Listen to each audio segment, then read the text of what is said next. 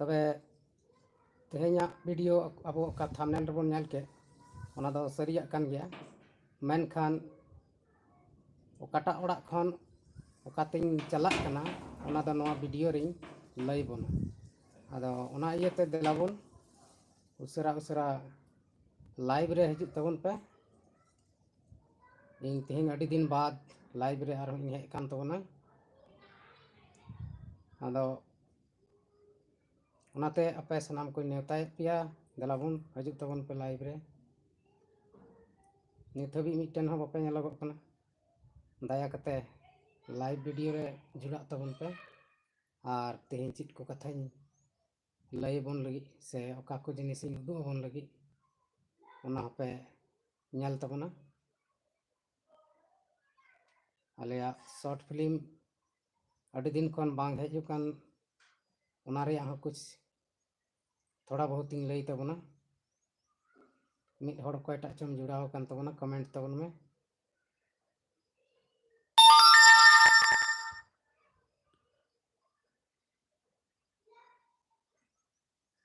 देलाबन उसरा हिजुग तबन पे लाइव रे सनाम को तेहेन्या नोआ लाइव स्ट्रीम वीडियो रे सगुन दाराम तबे गाते को ओड़ा खन दो संगिन तेदो बइन चलाव कान तबना कथा हुयुग कना आले जहां दो गिरिडि रे तहनोग कान तहन ओंडे रेंट रे तहन कान तहना आदो ओना जायगा थोड़ा मुश्किल ले बुझेवेत तहना कचड़ा को आले दुआर सामांग रे को गिडी बड़ायेत तहना ओनाते ओंडे ओंडे खन आले दो एटाग से ले चलावना और तेहिं जहां दुड़ुब कान ओंडे गे आले दोले हेज कना नितो नोआ बन नेल दाड़ेयाग कना मारे मारे ओड़ा और नोआ ओड़ा हो उन मज दो बनुआ मेनखान चिकायाबन जहां लकाते जीवन खंडाव हुयुग गया ओनाते नोंकाना देदरे देदरे ओड़ा रगे आले ले तहनोग कना और आपे को सपोर्ट अड़ी गान पे एमोग कना और हो थोड़ा जोर ᱧᱚᱜ सपोर्ट एमोग तबन पे जेमन नोआ बाजार शहर रे मिटन अपनारा ओड़ा होय दाड़िया कुरुमुटु रे इंग हो मिनाया और आपे को गणवाñ तबन पे आदा नहाय रे पूरा ओड़ा थोड़ा उदुग अपन कना नय नते दो ढलई ओड़ा कना नय नते अब बन नेल दा हाने हनते भितरी और नोडे दो किचन लेकाना कना नय नोआ करे चूल्हा को मेना अब बन नेल दाड़ेयाग कना और बाहरे से बन नेला तो बाहरे से इन उदुग बन सामने कैमरा ते तो नय नते बाहरे से दो नेलोगो कना नय नोंकाते टंडी गया पूरा घास झुल को मेना और नय नुन मारंग बाउंड्री कादो को नोडे गे तहन हुयुग कना नोंकाते साइड रे दो ओड़ा को मेना नय नोंकाते अब बन नेल दाड़ेयाग कना हाने हनते दो फाका गया झेल से माने बुरु को मेना और नोडे गे तहन हुयुग कना नते बाइक को बाहरे से रिंग तिंगु कदा और हाने हनते हरियर हरियर ब्लू ब्लू नेलोग कना ओना बिल्डिंग दो स्कूल कना आदो स्कूल होने सुर ᱧᱚᱜ ना ओना तगे नते दोले हेज कना नोय नोंका तबन नेल केदा और देलाबन थोड़ा गान ओड़ा सिंग उदुग बन कना नय नोआ दो किचन कना नोंडे मिटन स्कूटी हेना हाने हनते चूल्हा चौकी और नय नते दो भितरी रूम लेन चलाव कना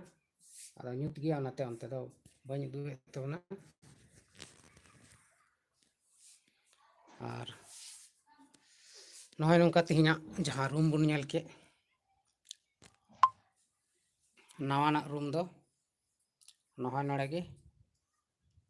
सेटर हुई कना आदो नोंडे गे तहन हुयुग कना और तीना दिन ना नोंडे ले तहन दाड़े कना तहनाले मौज बुझे खाय तो नोंडे गेले तहना और नोंडे दो शूटिंग कोरेना जायगा मेना शॉर्ट फिल्म को शूटिंग दाड़ेयाले और हांडे दो बाले शूटिंग दाड़ेया कान थेना ओना तगे ओंडे खन दो नोतेले हेज कना शूटिंग फिलहाल शूटिंग होई कना मिटन कंप्लीट कना होई दाड़ेया गप्पा मियां से अपलोड हुयुआ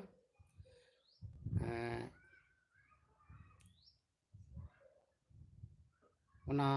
शॉर्ट फिल्म दो एडिटिंग रे नितो लगाव हुई कना डीके दा एडिट कना कंप्लीट कदा ना तेहें पासे म्यूजिक एड आए और होई दाड़ेया खान गप्पा गे पब्लिश अयुब बेला से ना कम्युनिटी पोस्ट को पासे अड़ा होई दाड़ेया आदो शॉर्ट फिल्म को आयमा दिन होइना नॉय नवा ओड़ा को चलती तगी मौका बांग ᱧᱟᱢᱚᱜ ᱠᱟᱱ ᱛᱟᱦᱮᱱᱟ ᱚᱱᱟᱛᱮ ᱵᱟᱞᱮ ᱥᱩᱴᱤᱝ ᱫᱟᱲᱮᱭᱟᱜ ᱠᱟᱱ ᱛᱟᱦᱮᱱᱟ और थोड़ा गान गुड फ्राइडे परब मिटन ओनाले मनाव तहना आले दो आदो ओना इयते ओना को परब रहो उपवास और बारन रे तहे हुई कान तहना ओनाते बेसते शूटिंग को बांग हुयुग कान तहना आदो गप्पा नहा जुदी अपलोडो खाय तेहें रे हाँ बन बड़ाया अयुब बेसे चैनल रे अड़ागो ना कम्युनिटी पोस्ट थंबनेल को पोस्टर को तंगी तड़ा रबन तहना और जहाँ को मानवा जुड़ेसी यूट्यूब चैनल बाबन सब्सक्राइब का खाय सब्सक्राइब करते दोहय तबन पे और साथे ओना ऑल नोटिफिकेशन घंटी हो उता तरा पे एनते ओना नोटिफिकेशन घंटी पे उतावा खाय तबे दो जब गे आले वीडियो ले अपलोड गदा ओना साथे आपे ठे नोटिफिकेशन चला और आपे पे नेल दाड़ेया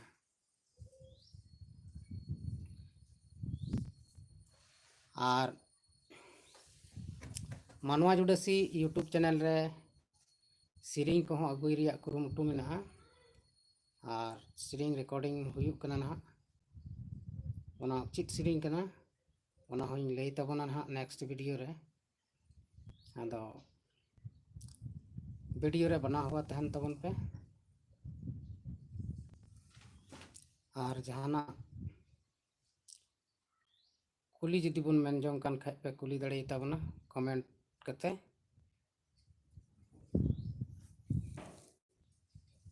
और आले साथे जुदी जहां कमी जोंग पे मेन जोंग कान खाय कमी दड़े आपे आले वीडियो करे नंबर को मेना ओनारे कांटेक्ट तबन पे साथे बन कमिया और इनकम दो हुयुग गया मेनखान उसरा बाबन मेना बोले तेहिंगी जो पढ़ाव को ना तेहिंगी 10-20 हज़ार कमाई धुरो गदो उनकान कथा दो बांग कना पैसा कमी गया मेनखान समय लगा धीरज दो हुयुआ नौकाते लाइव वीडियो रे सपोर्ट एमो तबन पे अब बन नेला जहाँ को बाबन बुझाव दाड़ेया खाय बुझाव बन और नितो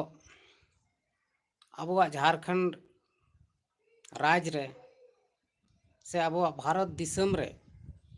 अड़ी गान गे बेबड़ी हुयुग कना अब बन नेले कना सोशल मीडिया करे जे ओका लेका नोई मोदी सरकार मंत्री को जेल चुयत को ईडी माध्यम ते उनको तीना गलती मेना तीना बांग गलती मेना ओना दो बाबन बड़ाय दाड़ेया मेनखान मुख्यमंत्री लेकान हर जखन आको बको बचाव दाड़ेया कना और उनको जहाँ लेकाते बचाव कते जेले दिए को नितो अबो झारखंड मुक्ति मोर्चा को सीता सोरेन बीजेपी रे चलावना नोआ तीना बेस से बड़ी कमी का नोआ आपे जदी कमेंट रे पे लई लेता बन खान अड़ी गान बेस होई को अड़ी गे मुश्किल अब आदिवासी जहां धर्म गे बन मनावे कान मेनखान आदिवासी दो आदिवासी गे बन ताहेना एटा धर्म मनाव कान रहा बन अब दो आदिवासी गिको मेताबोना बल्कि आम जहाना धर्म गे मनावे कान आर आम दो उनका गे आम साथ दो व्यवहारा नितो सीता सोरेन बीजेपी रे चलावेन खा चीज उनी दो ओंडे पूरा मान सम्मान को एमाया चीज उनी दो चीज मंदिर रेको भीतरी रेको पूजा होचोया तीस हों बांग होई दाड़िया आबोरेन लटू लटू नेता को हों बन नेल केत कोआ जखन राष्ट्रपति गे बाको उन मान सम्मान बाको एमा दिया तो बाकी हर दो चीज मान सम्मान को एमा बन नवा को अब बन बुझाव दाड़िया यूट्यूब खन पैसा टका कमा दो हुदिस लिखान अलगा गया कमी लिखान अलगा गया और बखान अड़ी मुश्किल गया आदो ओनातिन मेना जहाँ बहा मिश्रा जुदी यूट्यूब चैनल पे चालू का खा यूट्यूब रे पे कमी कान खा मस्ते कमी तबन पे पैसा को तो कमा हो गया डेली वीडियो अपलोड तबन पे और नौकाते पैसा पे कमा दाड़े तबन निथरी कोयटा के बापे कमेंट तबना कमेंट तबन पे चेदा से आपे कमेंट ते इन थोड़ा मोटिवेटिंग नामा और आले मानवा जुड़सी टीम दाड़े ले नामा आले अडिगान प्रोग्राम होला प्रोग्राम तहना स्टेज प्रोग्राम जुदी स्टेज प्रोग्राम रिया जहाँ मेना तपे खान पे कांटेक्ट दाड़िया डिस्क्रिप्शन करे लिंक मेना और नौकाते आपे अडिगान रस्क चुपे रिया ले कोशिश दा और ले कुरुमुटुयेत कना तबे गाते को नवा डिजिटल जुग रे चीज को घटना होयोग कना ओना अब सोशल मीडिया माध्यम तेबन नेलेत कना और बन बड़ाय दाड़ियात कना लाहा दो नौका सुविधा दो बांग ताहे कना मेनखा नितो दो नवा सुविधा होय कना जे आम ओड़ा खन गी दुनिया रे चीज हुयुग कना आम नाम बड़ाय दाड़िया होइसे और दुनिया रे दो अडिगान बेसा हो हुयुग कना बढ़िया हो हुयुग कना हर अडिगान आयमा लेकाना को बेस बड़ी को कमिया कन गया मेनखान चिकायाम नवा जिंदगी से नवा धरती पुरी रिया कमी के उनका कना तीन दिन नवा धरती पुरी रे अब बन तहना उन दिन अब दो आयमा लेकाना बन कमिया अदो ओनते अब ढेर से ढेर बन कुरुमुटुय मा मजा बन कमी और मजा ते बन उपरम आचो तो तेहिना ओका लाइव सेशन रिंग हे अकान ओना दो ओनें लई के तबन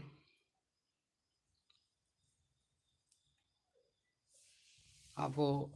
जहाँ आले शूटिंग का ओना वीडियो दो अभी लगन गे हिजुग कना और आलेरन जहाँ एडिटिंग कैमरामैन डीके दा उनी दो एक्सीडेंट होई कानते ओनाते मुश्किल बाय कैमरा को चालू दाड़े कना ओनाते वीडियो को शूट हो बंद कना अदा नितो दो हेज जरवा कना को आलेरन एक्टर एक्ट्रेस को और उनी हाँ बेसुक कना है तेहिं दो ओका से चो शूटिंग चलाव कना और आलेया शूटिंग नेक्स्ट शूटिंग दो और ना अपडेटिंग लई तबना तबे गाते को आपे नवा वीडियो चीलका पे बुझाव दा कुसिया खाय पे लाइक शेयर और कमेंट तबन पे और बापे कुसिया कन खाय दो आपे पे डिसलाइक हो पे दाड़िया ओना लगी तो कोई दिक्कत बनुआ एंते बीरू दादा ऑफिशियल गिरिडि रेगे हिनाइन तबना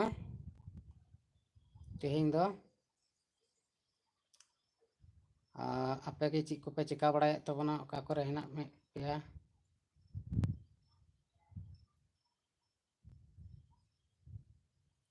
आयमा आयमा सरहाव बिरजू दादा ऑफिशियल आम करे हिनामा चीज चिकायदाम इन दो रूम रे दुड़ुब कते लाइव वीडियो बनावे तबना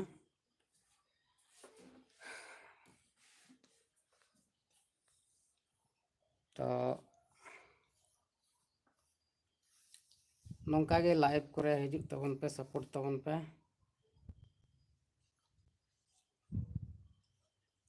तबे गाते को तेहिं नवा ओका लाइव सेशन इन चालू का तहन नितो दो नवा लाइव सेशन दो मुचाद कान तबना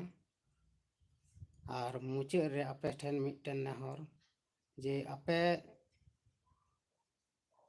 मानवा जुडसी यूट्यूब चैनल जहां को बापे सब्सक्राइब का खाय सब्सक्राइब को तबन पे एनते नवार दो शॉर्ट फिल्म को हिजुग कना और नहा अड़ी उसरा के मिटन गाना वीडियो हिजुग कना अदो का गाना कना ची गाना कना ओना दो तायनामा वीडियो रे लई तबना मा तबे तिहिना नो लाइव सेशन दो मुचे तबना सनाम कोगे सगुन जोहार।